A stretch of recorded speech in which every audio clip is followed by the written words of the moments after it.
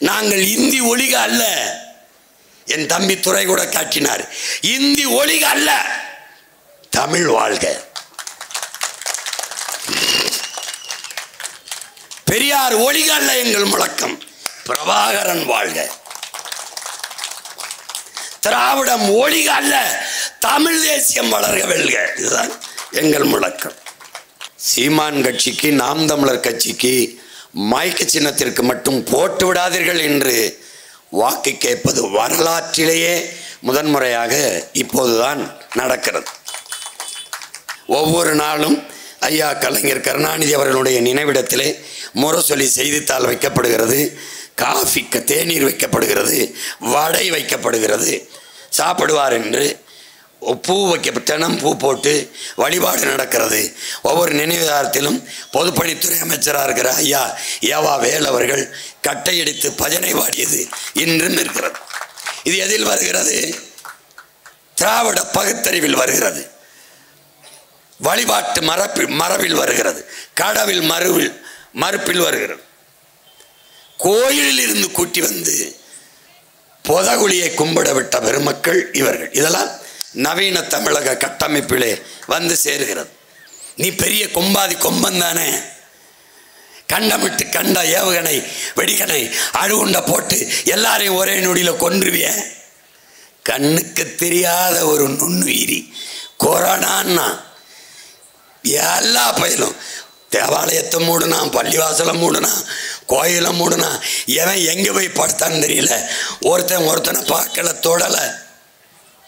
ஒரு கண்ணுக்கு தெரியாத நுண்ணுயிரி என்ன பாடுபட்டது உலகம் பாரு. எங்கே போனது உன் அறிவு? ஒன்றும் பண்ண முடியல. இவ்வளவு காலமாக இருக்கிற புற்றுநோய்க்கு மருந்து கண்டுபிடிக்கப்படலை. எய்ட்ஸ்ன்னு ஒரு நோய் வரவே எவ்வளோ நாளாகுது, மருந்து இல்லை. இதுக்கெல்லாம் மருந்து இல்லைன்னு தெரிஞ்ச உனக்கு ஒரே நாளில் கொரோனாவுக்கு வேக்சின் போடு, அதை போடு, இதை போடு. ஏன்னா ஒரு நாளில் வந்த கொரோனாவுக்கு உடனே மருந்து கண்டுபிடிச்சிட்டு ஊசி போடணும்னு நீ எப்படி போட்ட? பல லட்சம் கோடிக்கு கொரோனாவுக்கு ஊசியை வித்துட்டு போயிட்டான் முதலாளி. இப்போ திடீர்னு ஹார்ட் அட்டாக் வந்து சாகுறானே, அந்த கொரோனா ஊசி போட்டால் தான் காரணம்ன்றான். முன்பெல்லாம் மூளை சாவு, மூளை காய்ச்சல் என்ற ஒன்றை நீ கேள்விப்பட்டிருப்பியா? இல்லை. எல்லா இடங்களிலும் சிறுநீரகத்திற்கும் கண்களுக்கும் இதயத்திற்கும் முன்பதிவு செய்யப்பட்டிருக்கிறது. ஒருவன் விபத்தில் ஏதாவது ஒருத்தர் வந்தால் மூளை பிரெயின் டெட், மூளை சாவு என்று அறிவித்துவிட்டு உறுப்புகளை எடுத்து வித்து விடுகிற கொடிய வியாபாரம் இந்த நாட்டில் நடந்து கொண்டிருக்கிறது. தனியார் பள்ளி கல்லூரிகளில், அதை தாண்டி அரசு பள்ளி கல்லூரிகளில் ஆகத்தரமான கல்வியை நான் தருவேன். காவிரி, அப்போலோ, எம்ஜி ராமச்சந்திரா போன்ற தனியார் மருத்துவமனைகளில் கிடைக்கிற தரத்தை விட அரசு மருத்துவமனைகளிலே ஆகச் சிறந்த மருத்துவத்தை உங்கள் பிள்ளைகள் இந்த நாட்டு மக்களுக்கு தரும். திரைப்படத்தில் சண்டை போட்டு விட்டால் நிஜத்திலே எல்லா ஆபத்தையும் வென்று விடுவார், எல்லாவற்றையும் செய்து விடுவார் என்று நடிக்கிறார். இது ஒரு மயக்கம், இது ஒரு போதை. இப்போ பேசும்போது கேட்கும்போது சரிதான் சீமான் சொல்றது, அவனுக்கு தான் ஒரு ஓட்டை போட்டு பார்ப்போமே என்று வீட்டுக்கு போனால் வீட்டு வாசலில் நின்று 5 ஓட்டுக்கு 3000 என்று எண்ணி நீட்டும் போது எல்லாம் போயிடுது. ஓராண்டு காலமே இருக்க போகிற ஒரு இடைத்தேர்தல் சட்டமன்ற உறுப்பினர் பொறுப்பு,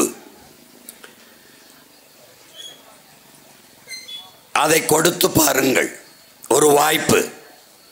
என்னதான் இவர்கள் செய்கிறார்கள்? நிறைய சொல்கிறார்கள்,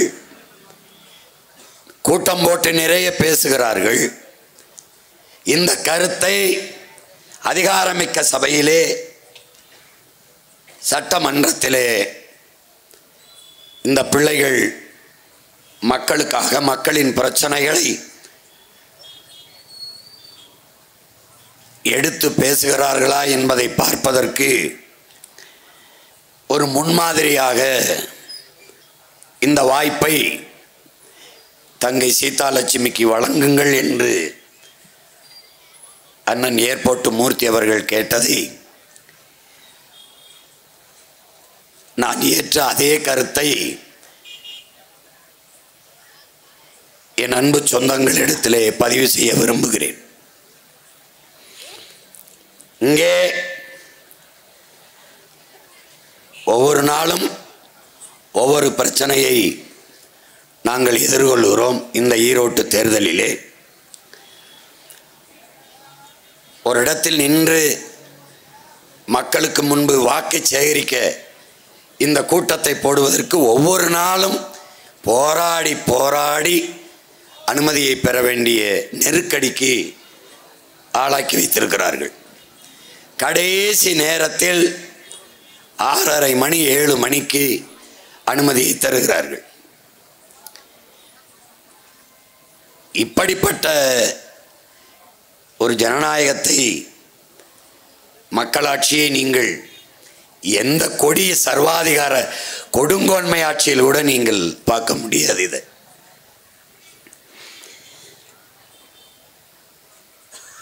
இங்கே வாக்கு சேகரிக்கிற போது ஆட்சி அதிகாரத்தில் இருக்கிற ஒரு கட்சி திமுக அதுதான் போட்டியிடுகிறது. அதை எதிர்த்து நாம் தமிழர் கட்சி போட்டியிடுகிறது. மற்றவர்கள் எல்லாம் சுயேட்சையைத்தான் போட்டியிடுகிறார்கள். எங்களுக்கு வாக்குத்தாருங்கள் என்றுதான் எல்லா கட்சியும் கேட்கும். எங்களுக்கு போடவில்லை என்றாலும் பரவாயில்லை, சீமான் கட்சிக்கு நாம் தமிழர் கட்சிக்கு மைக்கு சின்னத்திற்கு மட்டும் போட்டு விடாதீர்கள் என்று வாக்கு கேட்பது வரலாற்றிலேயே முதன்முறையாக இப்போதுதான் நடக்கிறது.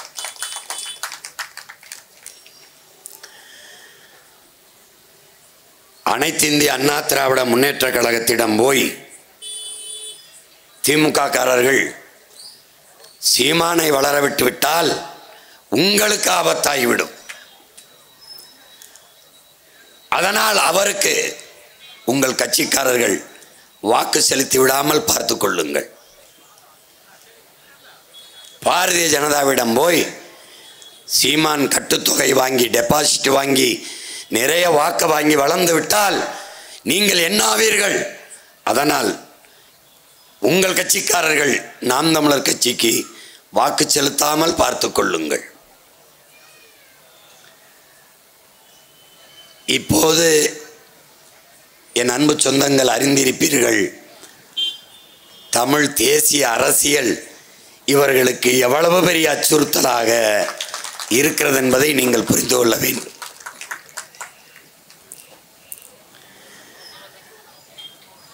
இன்னும் சில பேர் யாருக்குமே போட பிடிக்கலையா, ஓட்டை போடாம ஊரை விட்டு போயிருங்க, இல்லையா நோட்டாவுக்கு கூட போடுங்க, ஆனால் சீமானுக்கும் சீதாலட்சுமிக்கும் மைக்கு சின்னத்தில் போட்டு விடாதீர்கள். இப்படி கேட்டு வாக்கு சேகரித்து கொண்டிருக்கிறார்கள் என்ற செய்தியை எனக்கு சொல்லுகிற போது எனக்குள் ஒரு பெருமிதமும் திமிரும், அந்த பயம்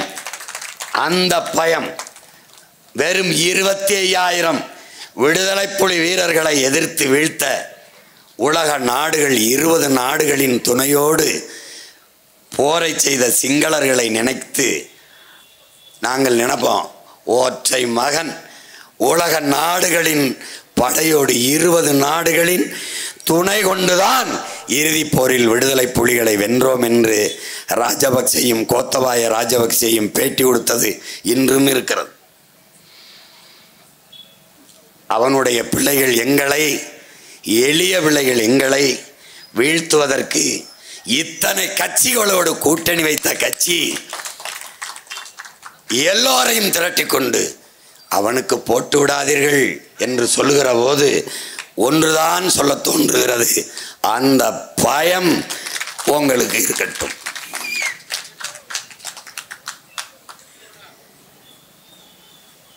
அறிவார்ந்த பெருமக்களே, கற்றுக்கொண்டிருக்கிற என் அன்பு தம்பி தங்கைகளே, நோட்டாவிற்கு வாக்கு செலுத்துவது என்பது எந்த மாறுதலையும் இந்த மண்ணில் தராது. சுவையுள்ள உணவை சமைத்து நன்றாக சமைத்து நாமும் உண்ணாமல் யாருக்கும் பரிமாறாமல் குப்பையில் கொட்டுவது எப்படிப்பட்ட செயலோ, மிகவும் மதிப்புமிக்க நமது வாக்கை அநீதிக்கு எதிராக, அடக்குமுறை ஒடுக்குமுறைக்கு எதிராக, ஊழல் லஞ்சம் என்ற முறைகேடான அதிகாரத்திற்கு எதிராக ஏந்தாமல், அதை பயன்படுத்தாமல், இதையெல்லாம் வீழ்த்தி ஒரு நல்ல அரசியலை உருவாக்கி நல்ல ஆட்சியை மலரச் செய்வதற்கு பயன்படுத்தாமல் அதை குப்பையில் கொட்டினால் எப்படிப்பட்ட செயலோ அப்படிப்பட்ட செயலாகத்தான் இது மாறும். 1,00,000 பேர் ஒன்று திரண்டு இதில் எந்த கட்சிக்கும் வாக்கு செலுத்த வேண்டாம் என்று முடிவெடுத்து நோட்டாவிற்கு செலுத்தினால் நோட்டா வெற்றி பெற்றது என்று தேர்தல் ஆணையம் அறிவிக்காது. ஒரே ஒரு ஓட்டு ஒரு வேட்பாளர் பெற்றிருந்தால் கூட ஒற்றை ஓட்டில் இவர் வெற்றி பெற்றார் என்றுதான் சொல்லும். இதுதான் இங்கே இருக்கிற அமைப்பு, இங்கே இருக்கிற மக்களாட்சியின் மகத்துவம் இதுதான். அதனால் வலிமை மிக்க மதிப்பு மிக்க உங்கள் வாக்கை முறையாக பயன்படுத்துங்கள். நம் கட்சி போட்டியிடவில்லையே, நாம் சார்ந்திருக்கிற கட்சி போட்டியிடவில்லையே என்று வாக்கு செலுத்தாது வாக்கை வீணடிக்காதீர்கள். கட்சியையும் விட எந்த லட்சியத்திற்காக நீங்கள் கட்சியில் சேர்ந்தீர்கள் என்று யோசித்து பாருங்கள். உங்களுக்கு ஊழல் பிடிக்கவில்லை, லஞ்சம் பிடிக்கவில்லை, இந்த மத போதை பிடிக்கவில்லை, சாதிய இழிவு தீண்டாமை கொடுமை பிடிக்கவில்லை, பாலியல் வன்கொடுமைகள் பிடிக்கவில்லை, ஏழ்மை வறுமை பசி பட்டினி பிடிக்கவில்லை, குடிக்க நீர் கிடைக்கவில்லை, குடியிருக்க வீடில்லை, நடக்க பாதை இல்லை, எரிக்க மின்சாரம் கிடைக்கவில்லை, இப்படி எண்ணற்ற பிரச்சனைகள் இருக்கிறது. இதையெல்லாம் சரி செய்ய வேண்டும் என்ற நோக்கம் இருந்தால் அதுதான் லட்சியம். அந்த லட்சியத்திற்காக உங்கள் வாக்கை நீங்கள் பயன்படுத்துங்கள். அதுதான் முதன்மையானது, அதுதான் உயர்ந்த நோக்கம். அதை அறிவார்ந்த மக்கள், கற்றறிந்தவர்கள், ஜனநாயகத்தில் இருக்கிற கடைசி வார்ப்பு ஒவ்வொரு குடிமகனுக்கும் இருக்கிற மதிப்புமிக்க உரிமை வாக்கு. இந்திய அரசியல் சாசனத்தை வகுத்து கொடுத்த புரட்சியாளர் அண்ணல் அம்பேத்கர் அவர்கள், எங்கள் அண்ணன் சொல்கிறார், காங்கிரஸ் ஆட்சியிலே 2 ரூபா கொடுத்துருக்கான்ட்டு. அதை பேரறிஞர் அண்ணா அவர்கள் பேசுகிற போது, இந்த காங்கிரசார் ஓட்டுக்கு காசு கொடுப்பானேன், அந்த காசை வாங்கி கொண்டு எங்களுக்கே ஓட்டு போட வேண்டும் என்று 7 கடல் தாண்டி 7 மலை தாண்டி இருக்கிற வெங்கடாசலபதியை அழைத்து கொண்டு வந்து அந்த படத்திலே அடித்து சத்தியம் வாங்குவானேன் இந்த காங்கிரஸ்கார் என்று பேரறிஞர் அண்ணா பேசியது இருக்கு. அந்த காங்கிரஸ்காருக்கும் சேர்த்து ஓட்டுக்கு 5000 கொடுக்கிற வேலையை அண்ணாவின் பெயரை சொல்லி கட்சி நடத்துகிறவர்களே செய்வதுதான் இந்த திராவிடம். அண்ணாவின் பெயரை சொல்லி கட்சி நடத்துவர்கள் தான். அந்த பேரறிஞர் அண்ணா அவர்கள் சொல்லுகிறார்கள், தங்கத்தை யாராவது தவிட்டிற்கு விற்பானா? மதிப்புமிக்க தங்கத்தை தவிட்டுக்கு வாங்கி கொண்டிருப்பவர்கள் இன்று அண்ணாவின் பெயரை சொல்லி கட்சி நடத்துபவர்கள் தான். அண்ணாவால் தொடங்கப்பட்ட கட்சிக்காரர்கள் தான். அண்ணல் அம்பேத்கர் அவர்கள் அன்றைக்கே மதிப்புமிக்க நம் உரிமைகளை, அதாவது வாக்கை, சில ரொட்டி துண்டுகளுக்காக விற்பதென்பது அவமானகரமானது என்று பதிவு செய்கிறார்கள். அன்னைக்கே ஓட்டு காசு கொடுக்க ஆரம்பிச்சிருக்கான். நம்முடைய தாத்தா தெய்வ திருமகன் முத்துராமலிங்க தேவர் அவர்கள், ஓட்டுக்கு காசு கொடுப்பவன் பாவி, அந்த காசை வாங்கி கொண்டு ஓட்டு போடுபவன் தேச துரோகி என்று சொல்கிறார்கள். மாண்புமிக்க ஜனநாயகத்தை கேடுகட்ட பணநாயகத்திற்கு அடமானம் வைப்பது என்பது போராடி விடுதலை பெற்று தந்த, போராடி குடியரசாக நிறுவிய நம்முடைய முன்னோர்களின் உழைப்பை, ஈகத்தை நாம் அவமதிப்பதற்கு சமமாகிவிடும். எனவே அறிவார்ந்த பெருமக்கள், என்னிலும் இளைய என் தம்பி தங்கிகள் மிகவும் ஆழ்ந்து தெளிந்து யோசித்து வாக்கை செலுத்த வேண்டிய வரலாற்று கடமை உங்கள் முன்னால் நிற்கிறது என்பதை நீங்கள் உணர்ந்து கொள்ள வேண்டும். இங்கே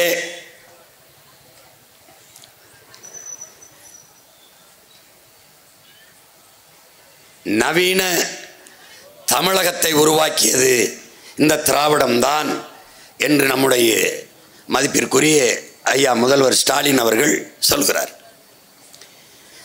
அப்படி என்ன இந்த தமிழகம் நவீன தமிழகமாக என்ன மாறிவிட்டது? ஈரோட்டை எடுத்துக்கிறீர்கள். பாதாள சாக்கடை, கழிவுநீர் வழிந்து ஓடுவதற்கு காவாய் இல்லை. இன்றைக்கு ஒன்றும் இந்த நகரம் புதிதாக உருவாக்கப்பட்டது ஒன்று இல்லையே. இன்றைக்கு ஒன்றும் இங்கே சட்டமன்ற உறுப்பினரோ அல்லது மாமன்ற உறுப்பினரோ பாராளுமன்ற உறுப்பினரோ அமைச்சர் பெருமக்களோ இன்றைக்கு ஒன்றும் தேர்வு செய்யப்படவில்லையே. பல ஆண்டுகளாக இங்கே கட்சி, ஆட்சி, நிர்வாகம் எல்லாம் நடந்து கொண்டிருக்கிறது. இந்த அடிப்படை வசதியை கூட நிறைவேற்றவில்லை. தமிழகத்தின் தலைநகர் சென்னையில் கூட மழைநீர், கழிவுநீர் வழிந்து ஓட காவாய் இன்று வரை கட்டப்படவில்லை, வெட்டப்படவில்லை. ஆனால் ஒவ்வொரு முறையும் ஆட்சி அமைக்கிற போது மாறி மாறி ஆண்ட இரு கட்சிகளும் மழைநீர், கழிவுநீர் வழிந்து ஓட காவாய் வெட்டுவதற்கு, கட்டுவதற்கென்று பல ஆயிரம் கோடிகளை ஒதுக்குகிறார்கள். அந்த பணம் எங்கே? மின்சாரம் இல்லாது எந்த இயக்கமும் இல்லை. ஆனால் அந்த மின்சாரத்தை இத்தனை ஆண்டுகளில் தடையற்று தன் மக்களுக்கு கிடைப்பதற்கு மின் உற்பத்தி திட்டம் இருக்கிறதா என்றால் இல்லை. இலவச மின்சாரத்தை வேளாண் பெருங்குடி மக்களுக்கு கொடுக்கிறோம் என்கிறார்கள். எத்தனை மணி நேரம் இலவச மின்சாரம் கொடுக்கிறார்கள் என்றால் கணக்கில்லை.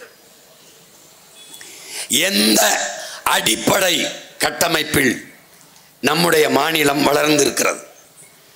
இந்தியாவிலேயே அதிக கடன் பெற்ற மாநிலமாக தமிழ்நாடு இருக்கிறது. இதுவரை 8.5 லட்சம் கோடிகளை கடனாக பெற்றிருக்கிறது. இந்த ஆட்சி முடிந்து கீழே இறங்கும் போது 10 லட்சம் கோடியை தொடுவதற்கு வாய்ப்பு இருக்கிறது. இந்த 8.5 லட்சம் கோடியில் நிறைவேற்றப்பட்ட ஒரே ஒரு நலத்திட்டம் ஒன்று 300 பெண்கள் படிக்கிற, நம் தங்கைகள் படிக்கிற அரசு பள்ளிக்கூடத்தில் ஒரே ஒரு கழிவறை. இது நவீன தமிழகத்தில் வருகிறது. ஒரே ஒரு கழிவறை. அரசு பள்ளிக்கூடங்கள் எல்லாம், என் அருமை தம்பி தங்கைகளே, பேரன்புமிக்க என் பெற்றோர்களே, போய் பாருங்கள். உங்கள் ஊரில் இருக்கிற அரசு பள்ளிக்கூடத்தை போய் பாருங்கள். சுடுகாடு போலே இருக்கும். மதில் சுவர், இருந்து படிக்கிற தரை, எழுதி படிக்கிற பலகை, எதுவுமே. ஒரு கழிவறை இருக்காது, விளையாட்டு திடல் இருக்காது, எந்த சுற்றுச்சூழல் சுகாதாரமாக இருக்காது, எந்த அடிப்படை வசதியும் இல்லாது சுடுகாடு போல அறிவை வளர்க்கும் கழிவறை ஒரு நாட்டின் வளத்திலேயே ஆகப்பெரிய வளம் அறிவு வளம்தான். ஒரு நாட்டின் எதிர்காலம் அந்த நாட்டின் வகுப்பறையில் தான் தீர்மானிக்கப்படுகிறது, உருவாகிறது என்கிறார்கள். அப்படி அறிவை வளர்க்கும் கருவறை, வகுப்பறை எப்படி இருக்கிறது என்பதை பாருங்கள். அரசு பள்ளி கல்லூரிகளின் கட்டமைப்பை, கட்டிடங்களை பாருங்கள். ஆனால் இவர்களை அடக்கம் பண்ணியிருக்கிற, புதைத்திருக்கிற சமாதிகளை போய் பாருங்கள். என்னோடு வாருங்கள். என் அண்ணன் ஏர்போர்ட் மூர்த்தி அவர்கள் கூட அதைத்தான் சொல்லுகிறார்கள். இவர்களை எல்லாரையும் எங்களுடைய தாய்மண் தமிழ்மண் உள்வாங்கி கொண்டிருக்கிறது. ஆனால் இவர்கள் சமாதியை சென்னை மெரினா கடற்கரையில் வந்து பாருங்கள். குறிப்பாக ஐயா கருணாநிதி அவர்களுடைய நினைவிடத்தை வந்து பாருங்கள்.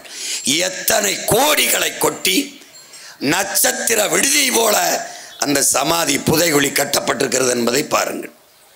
அரசு பள்ளிக்கூடம், கல்லூரிகள் எப்படி இருக்கிறது, சுடுகாடு போல சுடுகாடு எப்படி இருக்கிறது என்று ஒரு தடவை பாருங்கள். இதுதான் நவீன தமிழகத்தை கட்டமைத்த திராவிடம். இவர்கள் கற்பித்த பகுத்தறிவு, இவர்கள் கற்பித்த கடவுள் மறுப்பு, கோயிலுக்கு செல்லாதே முட்டாள், கடவுளை வணங்காதே, அது காட்டுமிராண்டித்தனம் என்று கோயிலை விட்டு அழைத்து வந்து வா வா, அது அறிவற்றவன் செய்கிற செயல், அது அறிவில்லாதவன் செய்கிறது, கடவுளை வணங்குகிறவன் காட்டுமிராண்டி என்று கூட்டிக் கொண்டு வந்து கடைசியாக அவர்களை புதைத்த புதகுழியில் வழிபட விட்டார்கள். இதுதான் திராவிடத்தின் சாதனை. வேணால் வலைகளில் தட்டி பாருங்கள். இன்றும் ஒவ்வொரு நாளும் ஐயா கலைஞர் கருணாநிதி அவர்களுடைய நினைவிடத்திலே முரசொலி செய்தித்தாள் வைக்கப்படுகிறது, காஃபி தேநீர் வைக்கப்படுகிறது, வடை வைக்கப்படுகிறது. சாப்பிடுவார் என்று பூ தினம் பூ போட்டு வழிபாடு நடக்கிறது. ஒவ்வொரு நினைவுதாரத்திலும் பொதுப்பணித்துறை அமைச்சராக இருக்கிற ஐயா ஏவா வேல் அவர்கள் கட்டையடித்து பஜனை பாடியது இன்றும் இருக்கிறது. இது எதில் வருகிறது? திராவிட பகுத்தறிவில் வருகிறது, வழிபாட்டு மரபில் வருகிறது, கடவில் மறுப்பில் வருகிறது. கோயிலில் இருந்து கூட்டி வந்து புதகுழியை கும்பிட விட்ட பெருமக்கள் இவர்கள். இதெல்லாம் நவீன தமிழக கட்டமைப்பிலே வந்து சேருகிறது. கதவில்லாத கழிவறை எவ்வளவு எவ்வளவு கால கொடுமை. நீங்க போய் பாருங்க, இங்க என்ன இருக்கிறது என்று பாருங்கள்.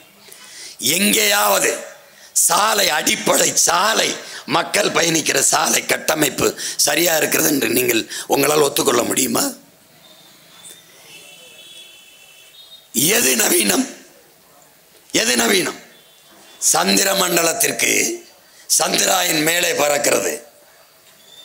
அதே நேரத்தில் மனித கழிவை மூழ்கி எடுப்பதற்கு மூக்கை பிடித்துக் கொண்டு நம்முடைய சக மனிதன் சாக்கடை குழிக்குள் இறங்கி கொண்டிருக்கிறான். அமெரிக்காவிலே, என் அன்பு சொந்தங்களே, அமெரிக்காவில் வாக்கை சீட்டில் செலுத்துகிறான். வாக்கு சீட்டிலே மனித கழிவை எந்திரம் உள்ளே இறங்கி எடுத்து சுத்தம் பண்ணுகிறது. இங்கே வாக்கை எந்திரத்திலே செலுத்துகிறான். மனித கழிவை மனிதனே மூழ்கி எடுத்து சுத்தம் பண்ணுகிறான். இதெல்லாம் வளர்ச்சி. கோயில்களிலே மணி அடிக்கிறவன் கைவலிக்கும் என்று நவீன அறிவியல் ஒரு பொத்தானை அழுத்தினால் மணி அதுவே அடிக்கிறது. டங் டங்னு ஒரு சுத்தியல் போய் மணி அடிக்கிறது. அறிவியல் வளர்ச்சி, தொழில்நுட்பம், நவீனம். எத்தனை ஆண்டுகளாக மனித கழிவை மனிதனை மூழ்கி எடுத்து சுத்தம் செய்து கொண்டிருக்கிறான். விஷவாயு தாக்கி இறந்து கொண்டிருக்கிறான். இதற்கு ஏன் மாற்று கண்டுபிடிக்கப்படவில்லை? ஏனால் மணி அடிப்பவன் ஏன் ஆள் இல்லை, மலத்தை அள்ளி சுத்தம் பண்ணுகிறவன் ஏன் ஆள்.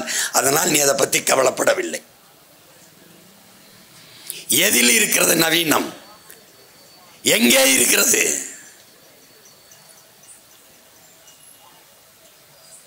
வார்த்தையில் நவீன தமிழகத்தை படைத்தது இந்த திராவிடம். எங்க அண்ணன் சொல்ற 200 ரூபா 2 ரூபா கொடுத்துருக்காங்க காங்கிரஸ். அப்போ இப்போ 2000 3000 4000 5000 என்று கொடுத்து வாக்கை பறிப்பதுதான் நவீன தமிழகத்தை படைத்த திராவிடத்தின் சாதனை. 60 ஆண்டுகள் ஆட்சி செய்து இலவசமாக அரிசி போட்டால்தான் அதை வாங்கி சாப்பிட்டு வயிறு வளர்த்து உயிர் பிழைக்க முடியும் என்கிற ஏழ்மை வறுமை நிலையில் என் இன மக்களை வைத்ததுதான் நவீன தமிழக படைப்பு, நவீன தமிழகத்தை உருவாக்கிய திராவிடர்களின் சாதனை. சொல்லிக்கொண்டே போகலாம். மாற்று மாற்று என்று பேசிக்கொண்டிருக்கிறோம். மாற்றம் என்பது சொல்லல்ல, செயல்.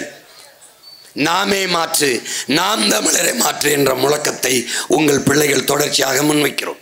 என்ன மாற்று? எப்படிப்பட்ட மாற்று? எதிலிருந்து மாற்று? எந்த கட்சி ஆட்சிகளில் இருந்து மாற்று? கல்வி, ஏழைக்கு ஒரு கல்வி, பணக்காரனுக்கு ஒரு கல்வி என்று இருக்கிறது.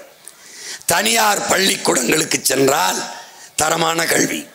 தனியார் மருத்துவமனைக்கு சென்றால் தரமான மருத்துவம்.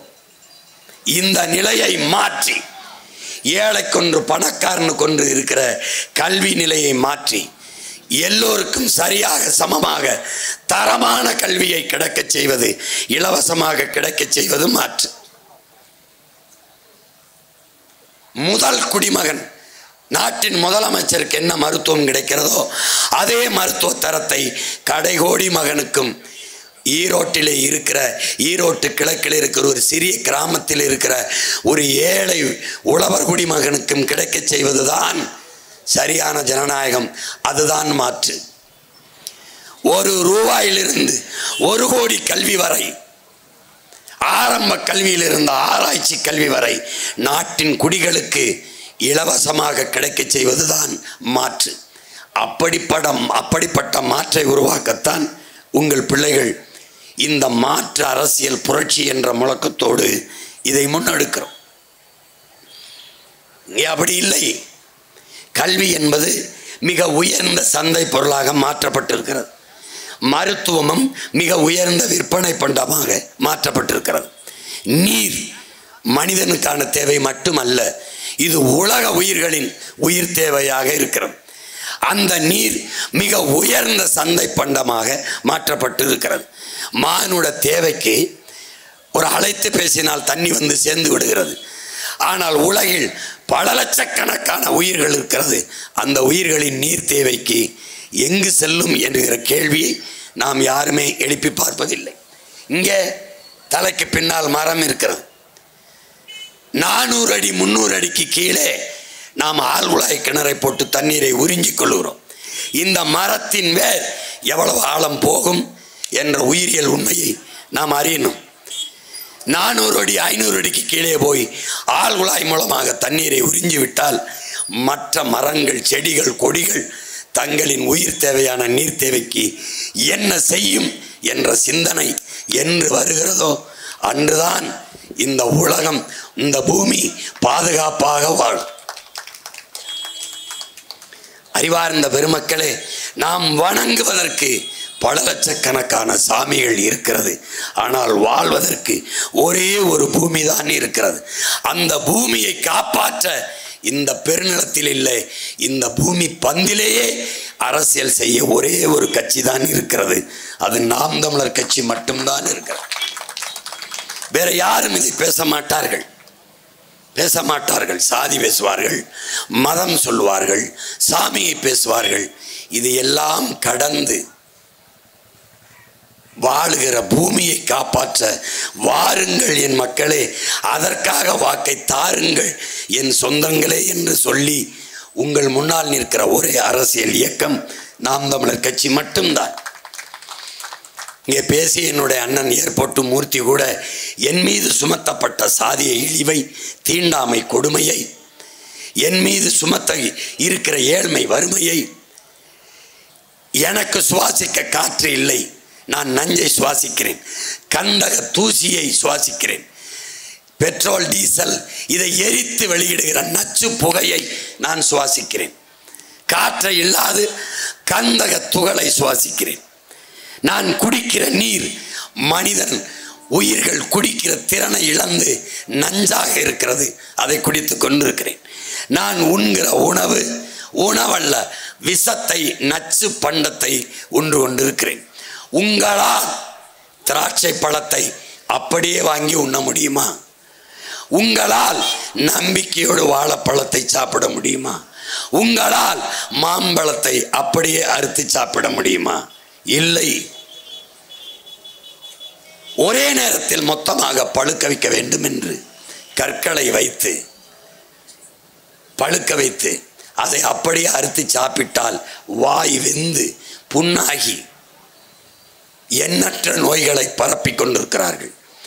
3 வயது குழந்தைக்கு புற்றுநோய் வருகிறது, நம் தாய்க்கு மார்பு புற்றுநோய் வருகிறது என்றால் காரணம் என்ன?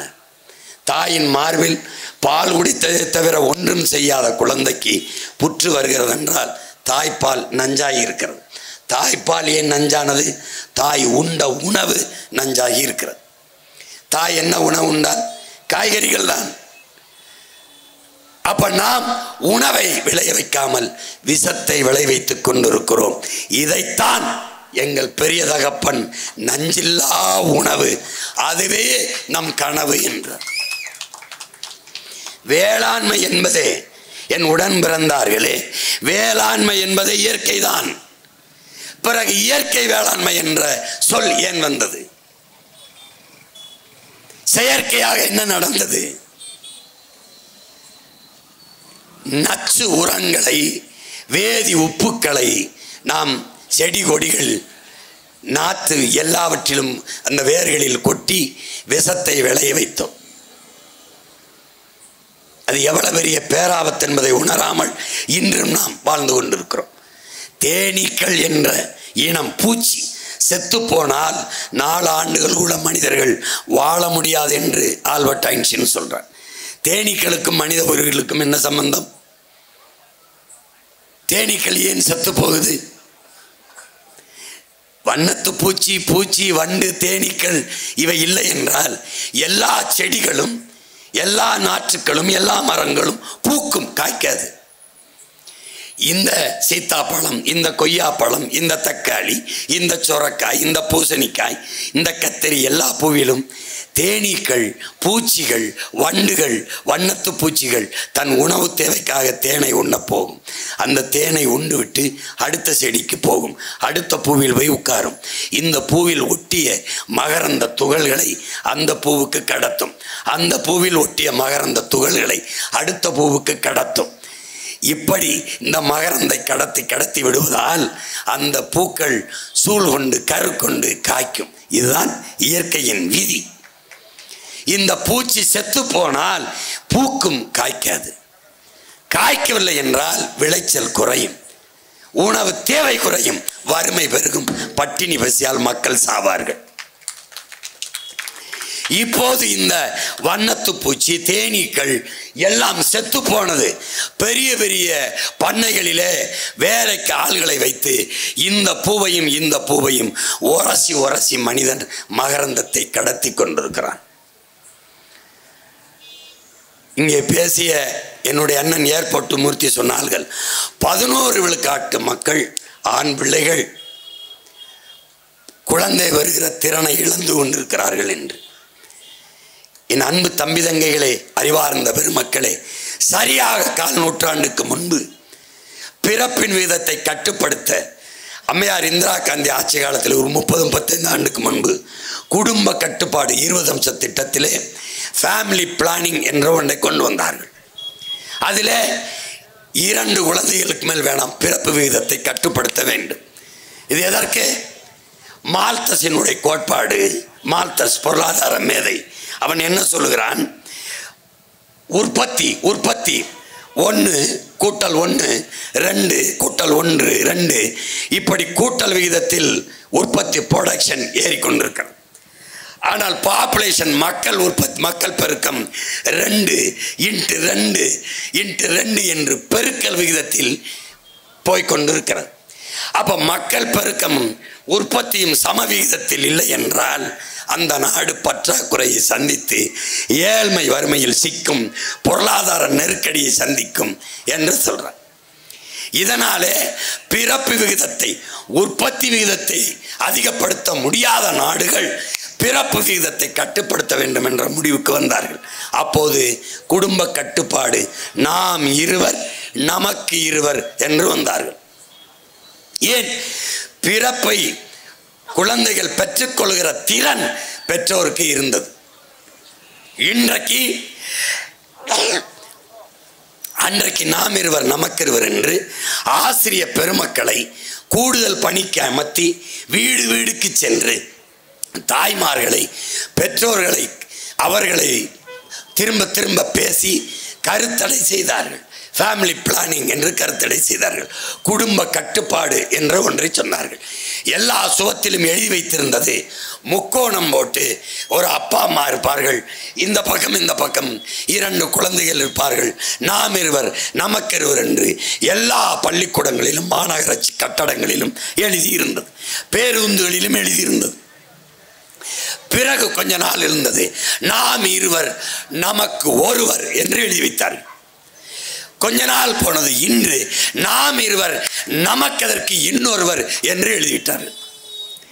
இப்போது குழந்தை பெறுகிற திறன் சுத்தமாக இல்லாததனால் செயற்கை கருத்தரிப்பு முறை தெருவுக்கு 2 வந்து நாங்கள் ஐஸ்வர்யா வந்தோம், எங்களுக்கும் ஒரு குழந்தை என்று விளம்பரங்கள் கூவி கூவி அழைக்கிறது. தெருவுக்கு 2 செயற்கை கருத்தரிப்பு மையங்கள் உருவாகிவிட்டது என்றால் இந்த நாடு 4 நூற்றாண்டுகளில் எவ்வளவு பெரிய மாறுதலை சந்தித்திருக்கிறது என்று பாருங்கள். மது விஷம் என்று தெரிந்து தெருவுக்கு திறந்து வைக்கிற அரசு உலகத்தில் அரசா தரிசா என்பதை அறிவார்ந்த தமிழ் சமூக மக்கள் சிந்தித்து பார்க்கணும். இப்போ என்ன ஆயிடுச்சு? அதைத்தான் என் அண்ணன் ஏர்போர்ட் மூர்த்தி அவர்கள் சொல்கிறார்கள், குழந்தை பெற்றுக்கொள்கிற திறனை இழந்து நிற்கிறார்கள். காரணம், குடிக்கிற நீர், சுவாசிக்கிற காற்று, உண்கிற உணவு எல்லாம் நஞ்சாகி போனது. நீங்கள் குடிக்கிற தண்ணீர் எந்த மருத்துவரிடத்தில் அதை கேளுங்கள், எந்த ஆய்வுக்கூடத்திற்கு அதை அனுப்புங்கள், அது குடிக்கிற தகுதியோடு இருக்கிறதா? அந்த தண்ணீரை குடிப்பீர்கள், தாகம் நிற்கும். ஆனால் தண்ணீரால் மனித உடலுக்கு கிடைக்கக்கூடிய ஆற்றல், திறன் கிடைக்குமா? 30 வயசிலே முட்டிக்கால் வலிக்குது. காரணம், நீரால் கிடைக்கக்கூடிய ஆற்றல் இல்லை. தாகம் நிற்கும், தண்ணீரால் உங்களுக்கு கிடைக்கக்கூடிய ஆற்றல். தண்ணீரில் கண்ணுக்கு தெரியாத பல லட்சக்கணக்கான நுண்ணுயிரிகள். எல்லாவற்றிலும் நீங்கள் செடிக்கு தண்ணீர் ஊற்றுகிறீர்கள், மரத்திற்கு தண்ணீர் ஊற்றுகிறீர்கள். அந்த தண்ணீரை உங்கள் செடி, உங்கள் மரம் உணவாக எடுத்துக்கொள்ள முடியாது. பிறகு எப்படி? உங்களுக்கு தெரியாது பல கோடிக்கணக்கான நுண்ணுயிர்கள், பாக்டீரியா, பூஞ்சை, காளான் அந்த மரத்துக்கு கீழே மண்ணிலே இருக்கிறது. அது தனக்கான உணவுக்கு தண்ணீரை உறிஞ்சி உட்கொண்டு மரம் செடிகளுக்கான உணவாக மாற்றி அனுப்புகிறது. ஆனால் அறிவார்ந்த தமிழ் தம்பி தங்கைகளே, மண் என்றால் மண் அல்ல, பல கோடிக்கணக்கான உயிர்களின் திரட்டு என்பதை நீங்கள் புரிந்து கொள்ள வேண்டும். அது வெறும் மண் அல்ல. ஒற்றை வைக்கோல் புரட்சி என்று நாம் படிக்கிற மாசானுகோ புக்காக்கோ அவர்கள் அப்பா இப்படிதான் ரசாயன உரங்களை கொட்டி கொட்டி மண் மலடாகி போனது, வெந்து போனது. உப்பை தின்னவன் தண்ணி குடிப்பான் போல ரசாயன உப்பை கொட்டி கொட்டி வெந்து போனது. எது போட்டாலும் முளைக்கல, என்ன செய்யறதுன்னு தெரியல. 6 மாதம் 7 மாதம் வேளாண்மை செய்து விட்டு உழுது மண்ணை வளப்படுத்தி மண்ணை ஆய்வுக்கு அனுப்பும்போது பல லட்சக்கணக்கான நுண்ணுயிர்கள் வந்தது. அப்போதுதான் மண் மறுபடியும் உயிர் பெற்றது விட்டது என்று நம்பி வேளாண்மையை தொடங்கினான். என் அன்பு சொந்தங்களே, ஒற்றை வைக்கோல் புரட்சி போல ஒற்றை வாக்கு புரட்சியை ஈரோடு கிழக்கில் வாழ்கிற என் மக்கள் நீங்கள் செய்ய வேண்டும். வேற வழியே கிடையாது. இப்போது நமக்கு இருக்கிற வாய்ப்பு என்ன? அறிவியல், எவ்வளவு பெரிய அறிவியல் வளர்ந்திருக்கிறது. விண்வெளிக்கு போறோம், சந்திர மண்டலத்துக்கு சந்திராயன் விடுகிறோம். தோசை மாவை உங்கள் அறிவியல் புளிக்க வைக்குமா? பாலை தயிராக்குமா? முடியாது. மனித அறிவு நுண்ணுயிர்களோட மோதி செத்து போனதுன்றார் எங்கப்பா. கண்ணுக்கு தெரியாத நுண்ணுயிரிகள் தான் தோசை மாவை புளிக்க வைக்கும். கண்ணுக்கு தெரியாத அந்த பாக்டீரியா, பூஞ்சை, காளான்கள் தான் பாலை தயிராக்கும். நீ பெரிய கொம்பன் தானே, கண்டமிட்டு கண்ட ஏவுகணை வெடிகணை அழுகுண்ட போட்டு எல்லாரையும் ஒரே நொடியில கொன்றுவிய. கண்ணுக்கு தெரியாத ஒரு நுண்ணுயிரி கொரோனான்னா எல்லா பயிலும் தேவாலயத்தை மூடுனா, பள்ளிவாசலை மூடுனா, கோயிலை மூடுனா, எவன் எங்கே போய் படுத்தான்னு தெரியல. ஒருத்தனை பார்க்கல, தொடலை. ஒரு கண்ணுக்கு தெரியாத நுண்ணுயிரி என்ன பாடுபட்டது உலகம் பாரு. எங்கே போனது உன் அறிவு? ஒன்றும் பண்ண முடியல. ஆனாலும் நீ நம்பினாய். எத்தனை காலமாக புற்றுநோய் இருக்கிறது, அதற்கு இன்னும் மருந்து இல்லை. சளி இருமலுக்கு மருந்து இருக்கா? இந்த எங்கள் ஐயா டாக்டர் இருக்கா, எங்கள் அப்பா இருக்கார். அப்பா சளி இருமலுக்கு மருந்து இருக்கா? எனக்கு இருமல் சளி என்னை சுற்றி வெறும் மருத்துவர்கள் தான். என் தம்பிக்கிட்ட கேட்டேன், இதை சாப்பிடுங்க குடிங்க, ஒரு வாரத்தில் சரியாயிரும்னு. என்னடா சொல்கிற? இதை சாப்பிடலண்ணா ஒரு வாரத்தில் சரியாயிரும்னு. என்னடா சொல்கிற? சாப்பிட்டாலும் ஒரு வாரத்தில் சரியாகும், சாப்பிடலினாலும் ஒரு வாரம் சரியாகும். சளி இருமல் வந்தால் ஒரு வாரம் இருந்துட்டு தான் போகும் அப்படின்னு. என்னடா சொல்கிறேன்? அண்ணே அதுக்கெல்லாம் மருந்து இல்லைண்ணே, ஏதோ கொடுக்குறோம், அது ஒரு வாரம் இருந்துட்டு தானே போகும், போங்கண்ணே அப்படின்னு. சளி இருமலுக்கே மருந்து இல்லை. இவ்வளவு காலமாக இருக்கிற புற்றுநோய்க்கு மருந்து கண்டுபிடிக்கப்படலை. எய்ட்ஸ்ன்னு ஒரு நோய் வரவே எவ்வளோ நாளாகுது, மருந்து இல்லை. இதுக்கெல்லாம் மருந்து இல்லைன்னு தெரிஞ்ச உனக்கு ஒரே நாளில் கொரோனாவுக்கு வேக்சின் போடு, இந்த அதை போடு, இதை போடு. ஏண்டா ஒரு நாளில் வந்த கொரோனாவுக்கு உடனே மருந்து கண்டுபிடிச்சிட்டு ஊசி போடணும்னு நீ எப்படி போட்ட? பல லட்சம் கோடிக்கு கொரோனாவுக்கு ஊசியை வித்துட்டு போயிட்டான் முதலாளி. இப்போ திடீர்னு ஹார்ட் அட்டாக் வந்து சாகுறானே, அந்த கொரோனா ஊசி போட்டால் தான் காரணம்ன்றான்.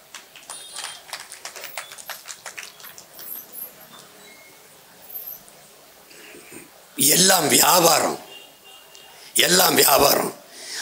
விவசாய புரட்சி, பசுமை புரட்சி என்று வந்தார்கள். எங்கள் அப்பா நம்மாழ்வார் சொல்றார், மகனே விவசாய புரட்சி வந்தார்கள், அதை விஞ்ஞானம் என்று நினைத்தோம், கடைசியாத்தான் தெரிஞ்சது அது வியாபாரம் என்று. உலகம் சந்தையாகி போனது. உலகம் சந்தை பொருளாதாரத்தை ஏற்றுக்கொண்டதால் எல்லாமே வியாபாரமாகி போனது. இதில் மனிதனும் ஒரு விற்பனை பண்டம்தான். முன்பெல்லாம் மூளை சாவு, மூளை காய்ச்சல் என்ற ஒன்றை நீ கேள்விப்பட்டிருப்பியா? இல்லை. எல்லா இடங்களிலும் சிறுநீரகத்திற்கும் கண்களுக்கும் இதயத்திற்கும் முன்பதிவு செய்யப்பட்டிருக்கிறது. ஒருவன் விபத்தில் ஏதாவது ஒருத்தர் வந்தால் மூளை பிரெயின் டெட், மூளை சாவு என்று அறிவித்துவிட்டு உறுப்புகளை எடுத்து வித்து விடுகிற கொடிய வியாபாரம் இந்த நாட்டில் நடந்து கொண்டிருக்கிறது. ஏன்? நீயும் ஒரு பொருள்தான், ஒரு பண்டம். இயற்கை முறையில் பிரசவம் எங்கேயாவது நீ கேள்விப்படுகிறியா? இல்லை. அறுவை சிகிச்சை முறைதான். உனக்கு ஒரு நோய் இருக்கிறது, என் பிள்ளை என் குழந்தை நல்ல நேரத்தில் நல்ல ராசி நட்சத்திரத்தில் பிறக்க வேண்டும் என்று போய் நிற்கிறாய். சோசியக்காரன் குறித்து தருகிறான். வயிற்று வலி வந்து பிரசவ நேரம் வந்தாலும் நீ மருத்துவரிடத்தில் சொல்லி கொஞ்சம் தாமதித்து சரியான நேரத்தில் அறுத்து எடுக்கிறாய். இது ஒரு நோய். வயிற்றில் கத்தியை வச்சு கீறி எடுத்தால்தான் 10,000 முடிகிற கட்டணம் ₹1,00,000 போகும். அவனுக்கு வியாபாரம். மருத்துவம் ஒரு வியாபாரம், கல்வி ஒரு வியாபாரம். அறிவு, நல்ல அறிவு வேணுமா, நிறைய காசை கட்டி நல்ல பள்ளிக்கூடத்துக்கு போகணும், தனியார் முதலாளி. இந்த நிலையை நீ மாற்றணும். கல்வி மானுட உரிமை, கொடுக்க வேண்டியது அரசின் கடமை. மருத்துவம் ஒரு மகத்தான சேவை, அது என் மக்களுக்கு தேவை. இந்த கல்வி மருத்துவத்தை, சரியான சமமான தரமான கல்வியும் மருத்துவத்தையும் இந்த மகன் எல்லோருக்கும் சமமாக கொடுத்து விட்டேன் என்றால் 90 வயது உன் தாய், அவள் உன் தாய் அல்ல, வீட்டின் தாய் அல்ல, என் நாட்டின் தாய், தமிழ் தேசிய தாய். அவளை நான் பாதுகாப்பேன். பெற்றுக் கொடுங்கள் பிள்ளைகளை, கற்றுக் கொடுக்கிறோம் நாங்கள். உங்கள் பிள்ளைகள் உங்கள் வீட்டின் செல்வங்கள் அல்ல, நாட்டின் செல்வங்கள் என்று சட்டம் இயற்றி ஒரு வகுப்பிலிருந்து ஆராய்ச்சி வகுப்பு வரை என் பிள்ளைகளுக்கு தரமான கல்வியை நாங்கள் கொடுத்து விடும். அங்கே சாதி, பணக்காரன், ஏழை எதுவும் கிடையாது. அப்படி வருகிற போது உனக்கு பணத்தின் தேவை குறைஞ்சிடும். ₹1 1 கோடி மருத்துவம் வரை நாட்டின் குடிகளுக்கு தரமான மருத்துவம். எழுதி வையுங்கள் என் அன்பு மக்களே. ஈரோட்டு கிழக்கில் உங்கள் மகன் உறுதி தருகிறேன். என் தலைவன் மீது, என் தாய் தமிழின் மீது, எனக்கு உயிர்ப்பால் தந்த தாயின் மீதும் அறிவிப்பால் தந்த என் தமிழின் மீதும் எல்லாவற்றுக்கும் மேலாக நான் நேசித்து நிற்கிற என் தலைவன் பிரபாகரன் மீதும் ஆணையிட்டு உங்கள் மகன் சொல்லுகிறேன், தனியார் பள்ளி கல்லூரிகளில் அதை தாண்டி அரசு பள்ளி கல்லூரிகளில் ஆகத்தரமான கல்வியை நான் தருவேன். காவிரி, அப்போலோ, எம்ஜி ராமச்சந்திரா போன்ற தனியார் மருத்துவமனைகளில் கிடைக்கிற தரத்தை விட அரசு மருத்துவமனைகளிலே ஆகச் சிறந்த மருத்துவத்தை உங்கள் பிள்ளைகள் இந்த நாட்டு மக்களுக்கு தரும். எங்க அண்ணன் சொன்ன மாதிரி எங்களுக்கு எந்த பாகுபாடும் கிடையாது.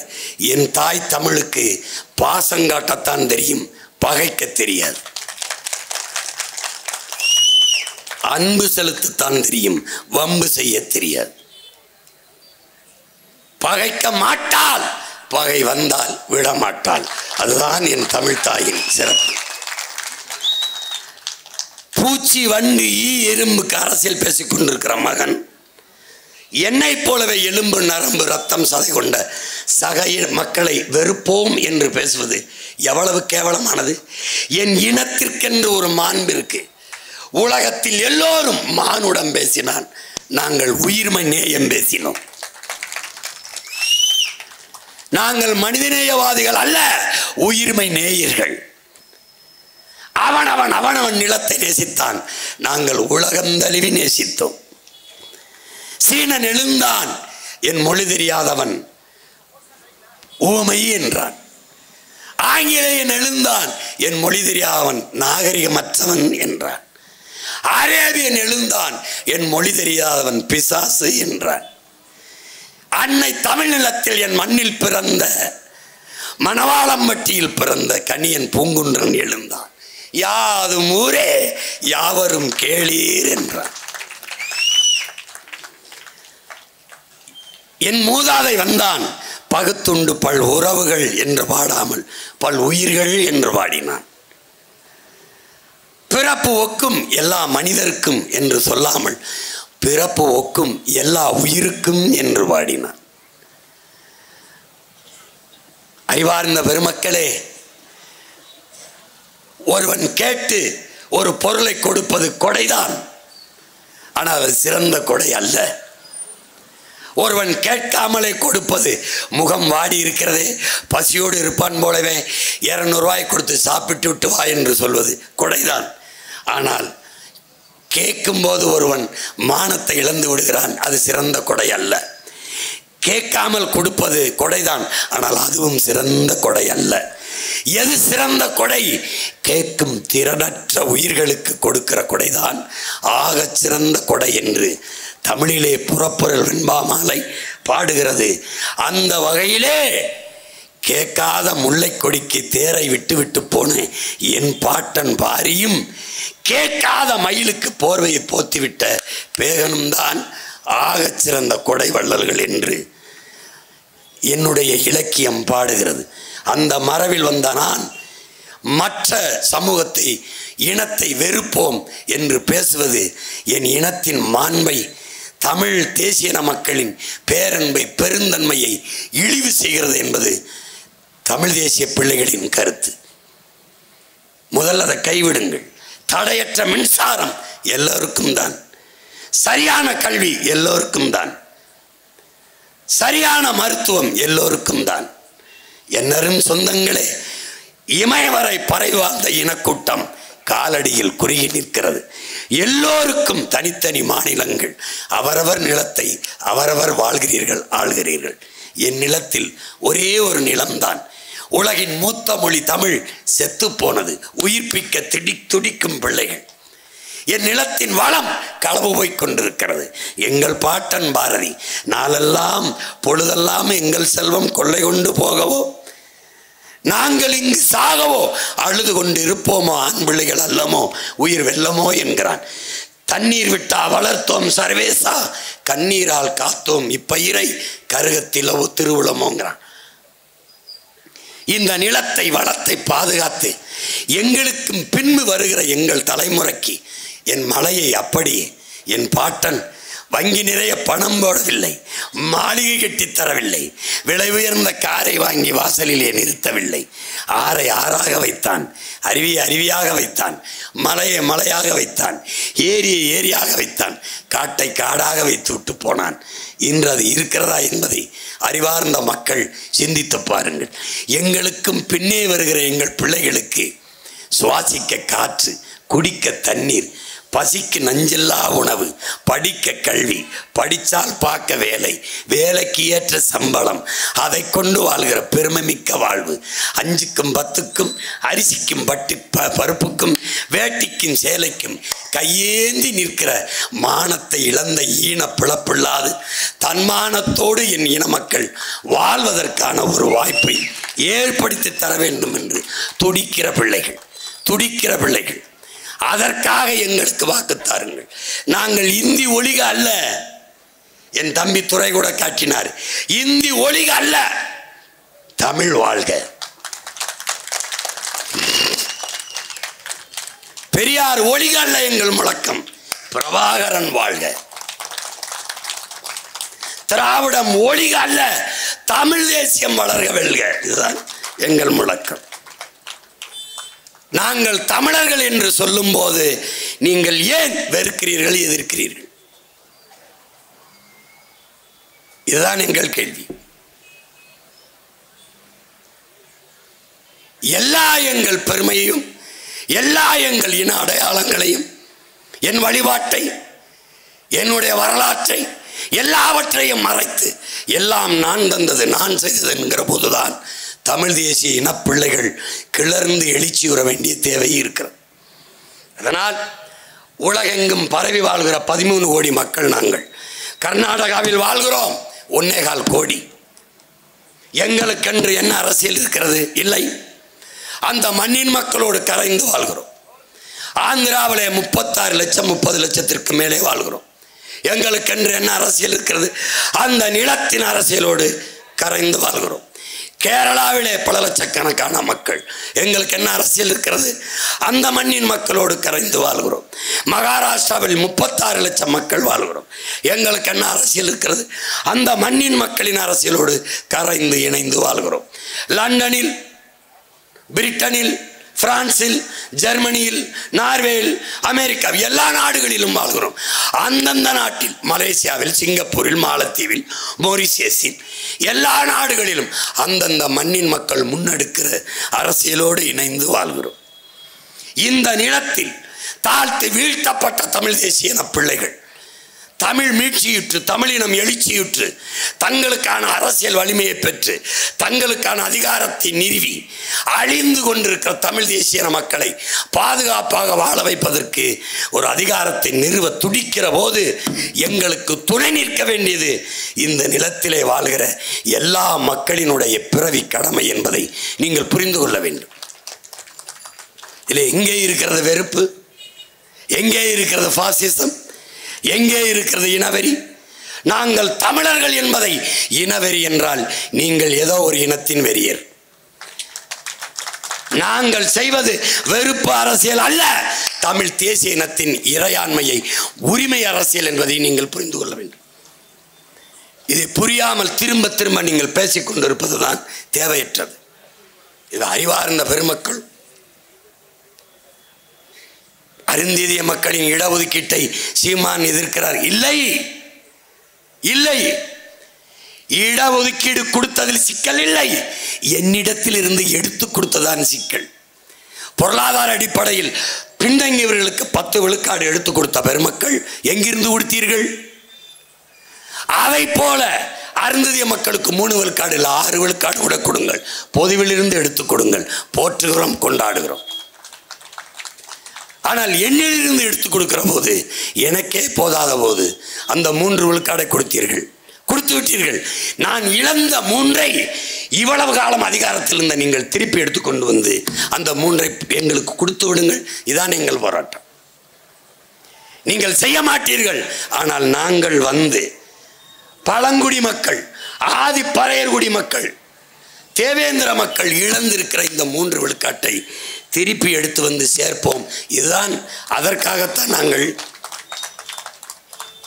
இந்த போராட்டத்தை தொடர்ந்து செய்து வருகிறோம்.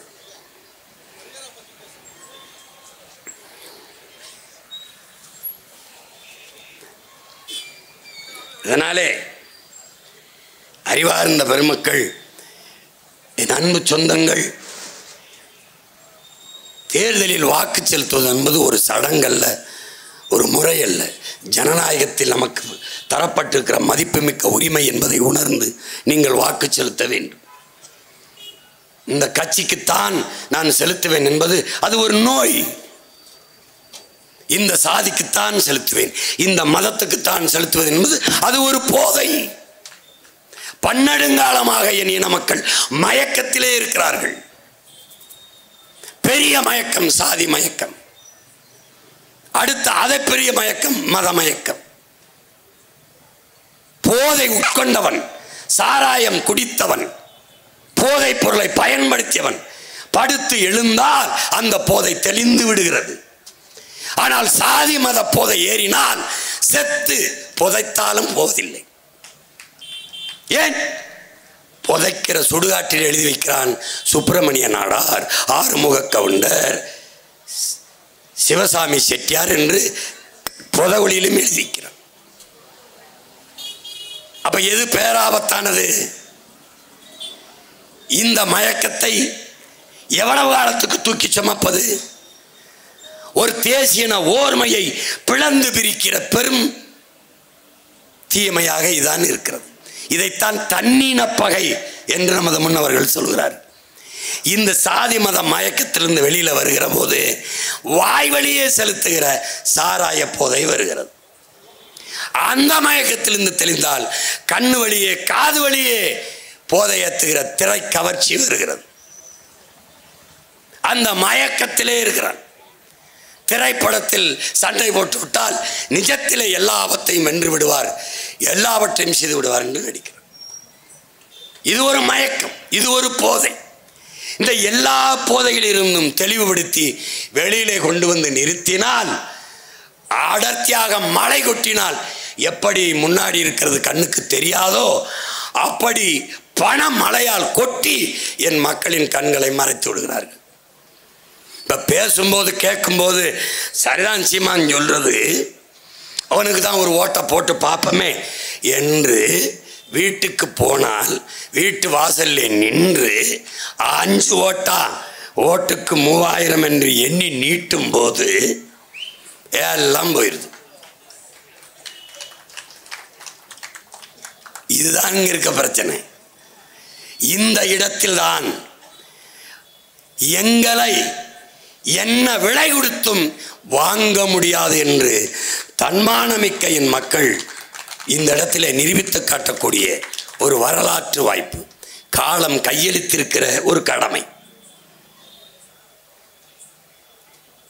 நீங்கள் எதை நினைத்து பார்க்க வேண்டும்? இந்த மண்ணின் விடுதலைக்கு செக்கெடுத்த நம் பாட்டனை நினைத்து பார்க்க வேண்டும்.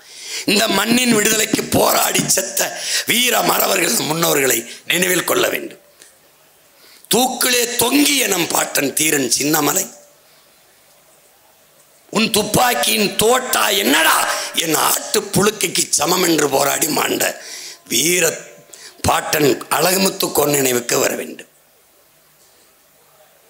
பூலி தேவனாம் நெற்கட்டும் சேவலாம் என்ன செய்து விடுவான் என்று படை கிளப்பி வந்த ஆங்கிலேயனை புறமுதுகு காட்டு ஓட வாளையும் வேலையும் வைத்து விரட்டி அடித்த பாட்டன் பூலித்தேவன் நினைவுக்கு வர வேண்டும்.